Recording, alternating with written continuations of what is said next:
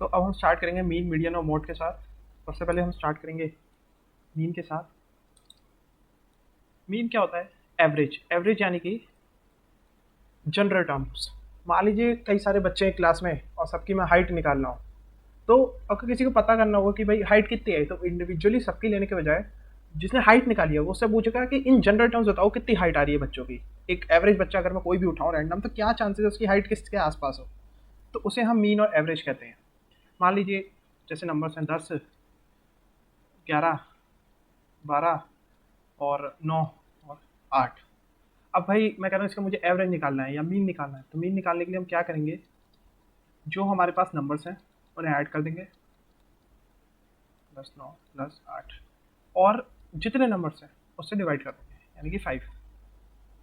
हमारे पास 5 नंबर है, 10, 11, 12, 9 और 8, और उनका सम ले लेंगे। सम क्या आएगा हमारे पास, 20, 20 40, और फिर उसके बाद 10 30, सॉरी 50 अपॉन 5।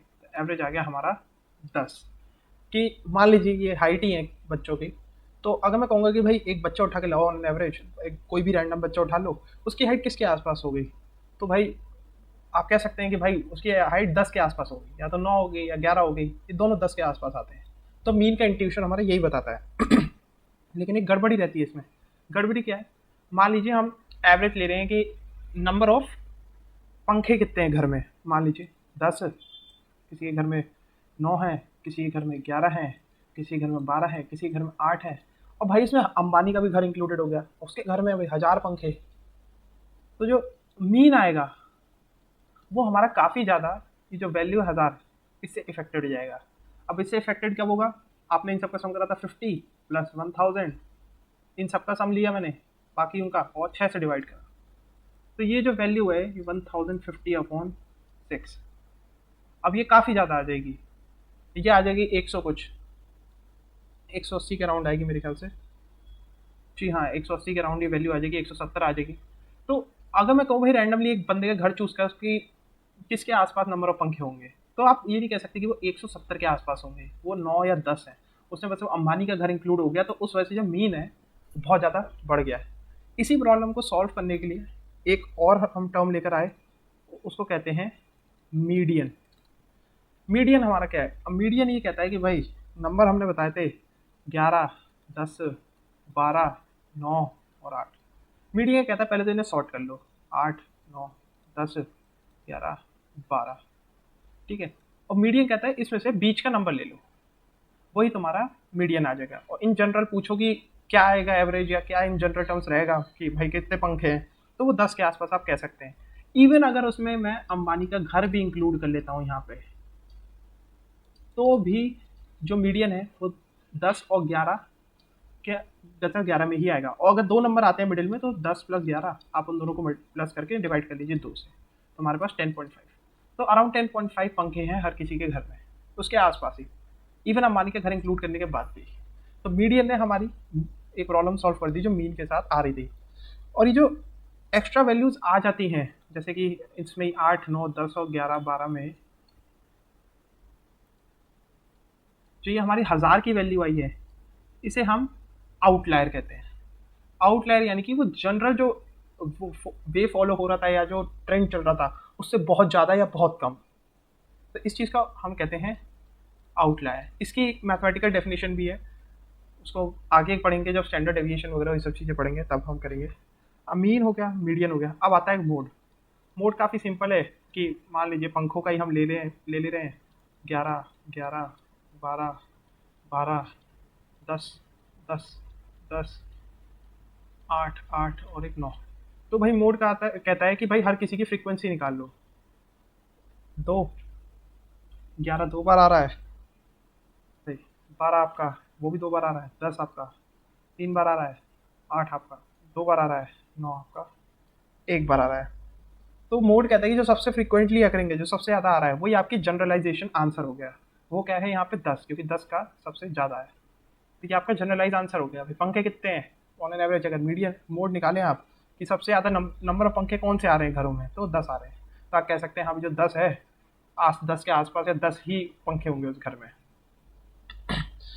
फिर इसके बाद हमारे पास एक चीज़ और आती है, वो है वेटेड मीन। वेटेड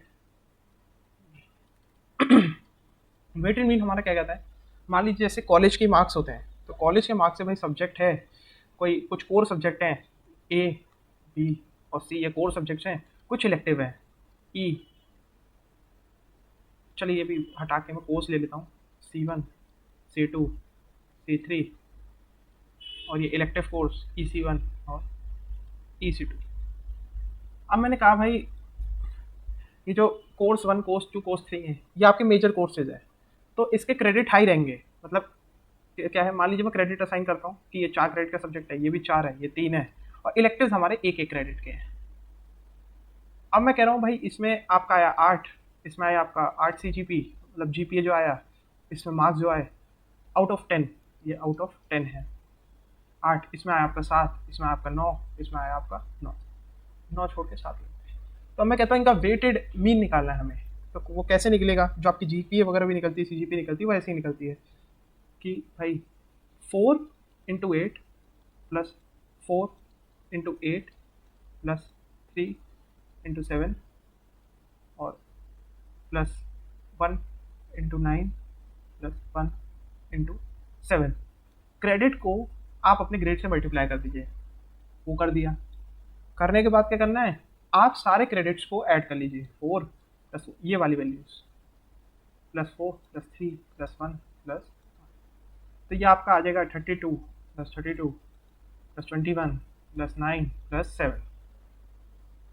अब इसे उससे डिवाइड करते हैं, टोटल कितना आ रहा है, 8 3 11, 11 प्लस 2 13, तो हमारा आ जाएगा 64 37 और 13, ये क्या बैठा हमारा 94 प्लस 7 101। अब 101 आया, ये हमारा आ जाएगा अराउंड क्या था 7 नहीं 8 के अराउंड, 8 पॉइंट समथिंग। तो ये हमें बता क्या रहा है इन जनरल, ये अराउंड 8 ही आएगा, 7 पॉइंट कुछ आएगा, तो ये अब हमारा 8 आया। अब ये चलिए तो मैथमेटिकल हो गया, लेकिन ये चीज़ हमें बता क्या रही है, आपने ये देखा कि यहाँ की जो CGP है, जो कोर्स 1 है, उसकी CGP 4 से मल्टीप्लाई होकर ऐड हो रही है, और जो EC1 है इलेक्टिव कोर्स है, उसकी CGP 1 से मल्टीप्लाई होकर ऐड हो रही है। मान लीजिए इसमें आपका CGP गिर जाता है और 6 हो जाता है, और इसमें आपका 7 है EC2 में, ये बढ़ के 10 हो जाता है, तो इसके 10 होने से आपके ओवरऑल जो स्कोर है उस पर असर नहीं पड़ेगा, लेकिन इसका अगर 2 पॉइंट या 3 पॉइंट गिर गया, अगर इसका 2 पॉइंट गिरा यानी कि टोटल वो 8 पॉइंट गिरा है, यहाँ पे अगर वो 3 पॉइंट बढ़ता है तो वो 3 × 1 ही बढ़ा है बस, तो इसका जो वेट है ओवरऑल आपकी GPA और आपके रिजल्ट पे वो ज़्यादा है। तो इस कोर्स में ज़्यादा मेहनत करनी है, इसमें मार्क्स ज़्यादा लाने हैं, दूसरे से आपकी CGP पे इफेक्ट नहीं पड़ रहा, तो उस पर ज़्यादा फोकस नहीं करना है। तो ये चीज़ आपका वेटेड एवरेज बताती है। अब वेटेड एवरेज वगैरह हमने समझ लिया है, अब इसके बाद हम करेंगे स्टैंडर्ड डेविएशन और वेरिएंस का इंट्यूशन।